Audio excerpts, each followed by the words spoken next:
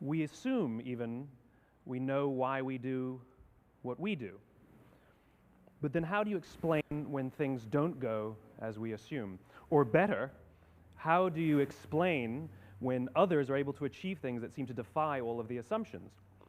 For example, why is Apple so innovative? Year after year after year after year, they're more innovative than all their competition. And yet, they're just a computer company. They're just like everyone else.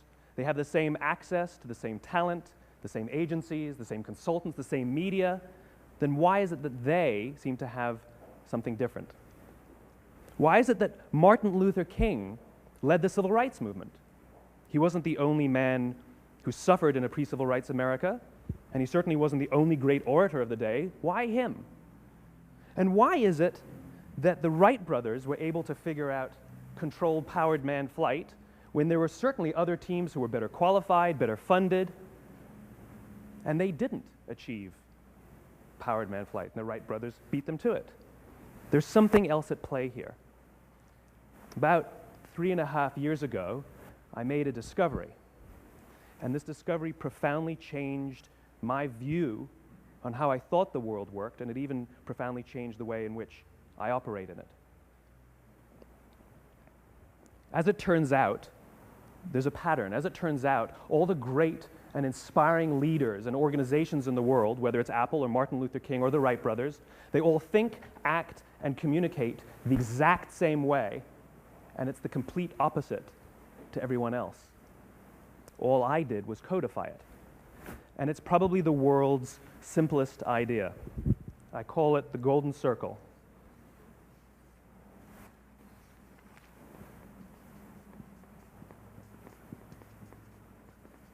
Why, how, what? This little idea explains why some organizations and some leaders are able to inspire where others aren't. Let me define the terms really quickly. Every single person, every single organization on the planet knows what they do, 100%. Some know how they do it, whether you call it your differentiating value proposition or your proprietary process or your USP. But very, very few people or organizations know why they do what they do. And by why, I don't mean to make a profit.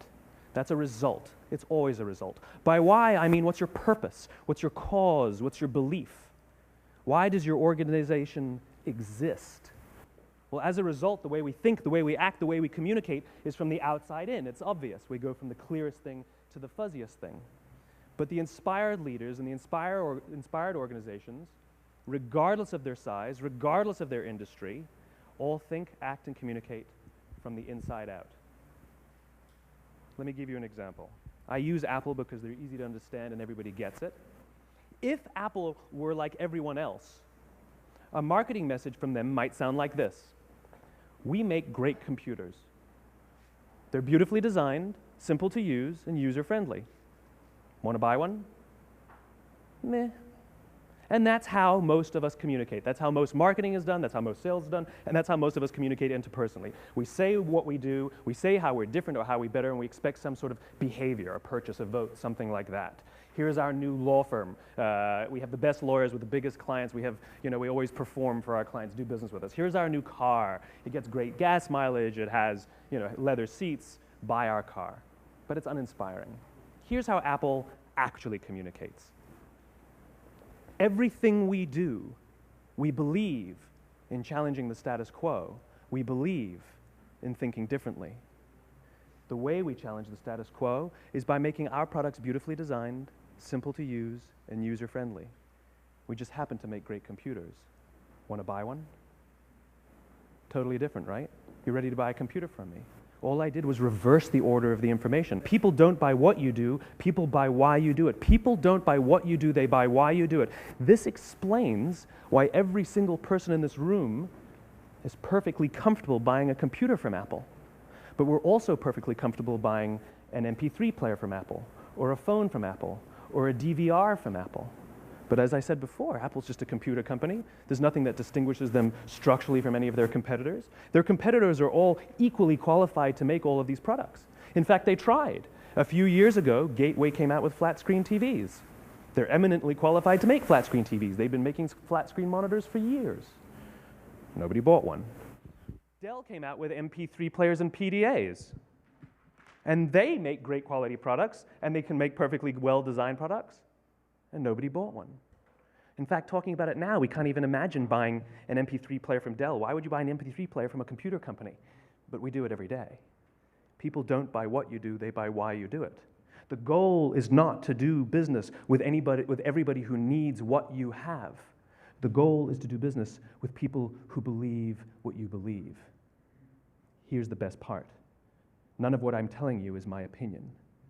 It's all grounded in the tenets of biology, not psychology, biology.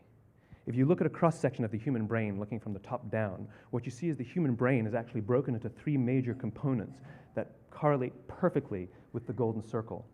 Our newest brain, our Homo sapien brain, our neocortex, corresponds with the what level. The neocortex is responsible for all of our rational and analytical thought and language. The middle 2 sections make up our limbic brains, and our limbic brains are responsible for all of our feelings, like trust and loyalty. It's also responsible for all human behavior, all decision-making, and it has no capacity for language. In other words, when we communicate from the outside in, yes, people can understand vast amounts of complicated information like features and benefits and facts and figures. It just doesn't drive behavior. When we communicate from the inside out, we're talking directly to the part of the brain that controls behavior, and then we allow people to rationalize it with the tangible things we say and do. This is where gut decisions come from. You know, sometimes you can give somebody all the facts and your figures, and they say, I know what all the facts and details say, but it just doesn't feel right. Why would we use that verb? It doesn't feel right. Because the part of the brain that controls decision-making doesn't control language. And the best we can muster up is, I don't know, it just doesn't feel right. Or sometimes you say you're leading with your heart, or you're leading with your soul. Well, I hate to break it to you, those aren't other body parts controlling your behavior. It's all happening here in your limbic brain, the part of the brain that controls decision-making and not language. But if you don't know why you do what you do, and people respond to why you do what you do, then how will you ever get people to vote for you or buy something from you, or more importantly, be loyal and want to be a part of what it is that you do? Again, the goal is not just to sell people who need what you have. The goal is to sell to people who believe what you believe. The goal is not just to hire people who need a job. It's to hire people who believe what you believe. I always say that, you know, there's if you hire people just because they can do a job, they'll work for your money. But if you hire people who believe what you believe, they work for you with blood and sweat and tears. And nowhere else is there a better example of this than with the Wright brothers. Most people don't know about Samuel Pierpont Langley. And back in the early 20th century, the pursuit of powered man flight was like the dot-com of the day. Everybody was trying it. And Samuel Pierpont Langley had what we assume to be the recipe for success. I mean, even now, you ask people, why did your product or why did your company fail? And people always give you the same permutation of the same 3 things. Undercapitalized, the wrong people, bad market conditions. It's always the same 3 things. So let's explore that. Samuel Pierpont Langley was given $50,000 by the War Department to figure out this flying machine. Money was no problem. He held a seat at Harvard and worked at the Smithsonian and was extremely well connected. He knew all the big minds of the day. He hired the best minds money could find, and the market conditions were fantastic. The New York Times followed him around everywhere, and everyone was rooting for Langley. And how come we've never heard of Samuel Pierpont Langley? A few hundred miles away in Dayton, Ohio, Orville and Wilbur Wright. They had none of what we consider to be the recipe for success. They had no money. They paid for their dream with the proceeds from their bicycle shop. Not a single person on the Wright brothers' team had a college education, not even Orville or Wilbur. And the New York Times followed them around nowhere. The difference was Orville and Wilbur were driven by a cause, by a purpose, by a belief. They believed that if they could figure out this flying machine, it'll change the course of the world. Samuel Pierpont Langley was different. He wanted to be rich, and he wanted to be famous. He was in pursuit of the result. He was in pursuit of the riches. And lo and behold, look what happened. The people who believed in the Wright brothers' dream worked with them with blood and sweat and tears. The others just worked for the paycheck. And they tell stories of how every time the Wright brothers went out, they would have to take 5 sets of parts because that's how many times they would crash before they came in for supper. And eventually, on December 17th, 1903, the Wright brothers took flight. And no one was there to even experience it. We found out about it a few days later. And further proof that Langley was motivated by the wrong thing, the day the Wright brothers took flight, he quit. He could have said, "That's an amazing discovery, guys. Now we'll improve upon your technology." But he didn't. He wasn't first. He didn't get rich. He didn't get famous. So he quit. People don't buy what you do, they buy why you do it. And if you talk about what you believe, you will attract those who believe what you believe. Well, why is it important to attract those who believe what you believe? Something called the law of diffusion of innovation. And if you don't know the law, you definitely know the terminology. The first 2.5% of our population are our innovators. The next 13.5% of our population are our early adopters. The next 34% are your early majority, your late majority, and your laggards. The only reason these people buy touch-tone phones is because you can't buy rotary phones anymore. We all sit at various places at various times on the scale, but what the law of diffusion of innovation tells us is that if you want mass market success or mass market acceptance of an idea, you cannot have it until you achieve this tipping point between 15 and 18% market penetration, and then the system tips. And I love asking businesses, what's your conversion on new business? And they love to tell you, oh, it's about 10%, proudly. Well, you can trip over 10% of the customers.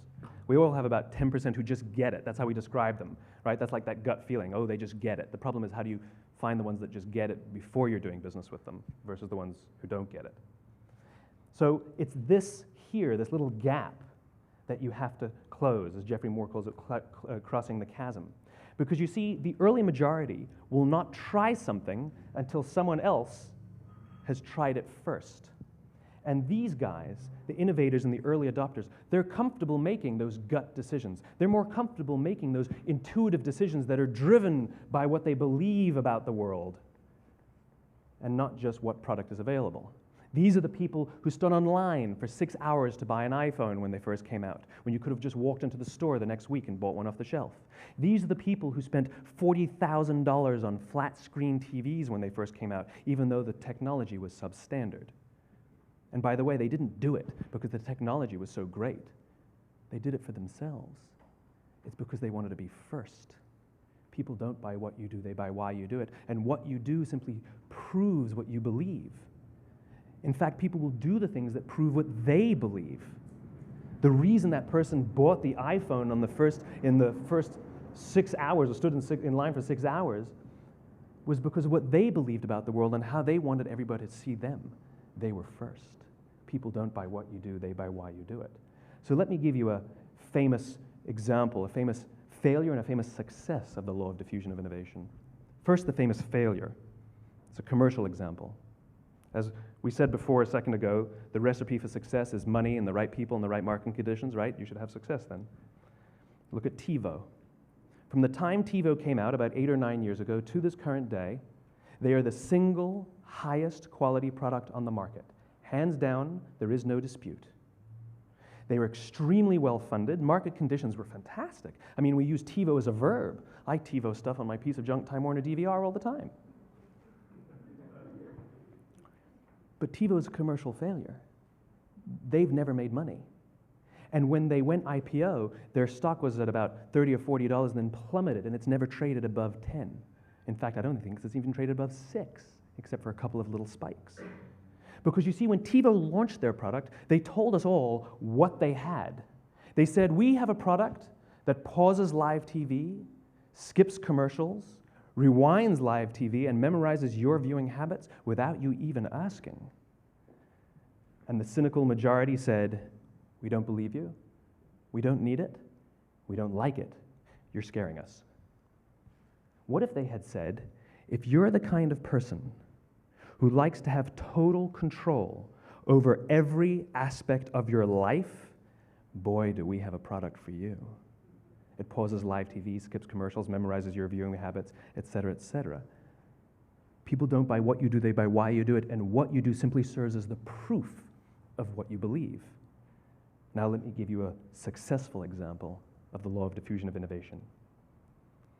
In the summer of 1963, 250,000 people showed up on the Mall in Washington to hear Dr. King speak. They sent out no invitations, and there was no website to check the date.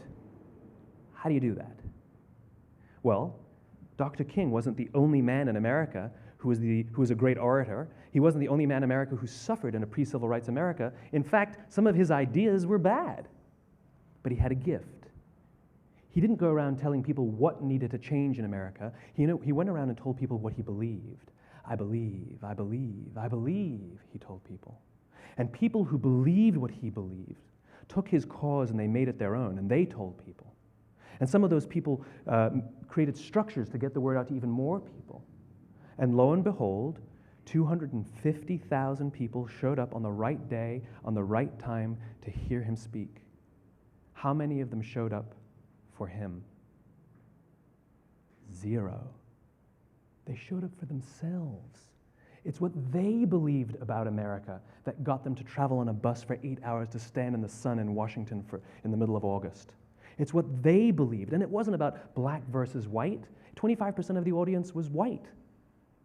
Dr. King believed that there are 2 types of laws in this world, those that are made by a higher authority and those that are made by man. And not until all the laws that are made by man are consistent with the laws that are made by the higher authority will we live in a just world. It just so happens that the civil rights movement was the perfect thing to help him bring his cause to life. We followed not for him, but for ourselves. And by the way, he gave the I have a dream speech, not the I have a plan speech. Listen to politicians now with their comprehensive 12-point plans. They're not inspiring anybody. Because there are leaders and there are those who lead. Leaders hold a position of power or authority, but those who lead inspire us.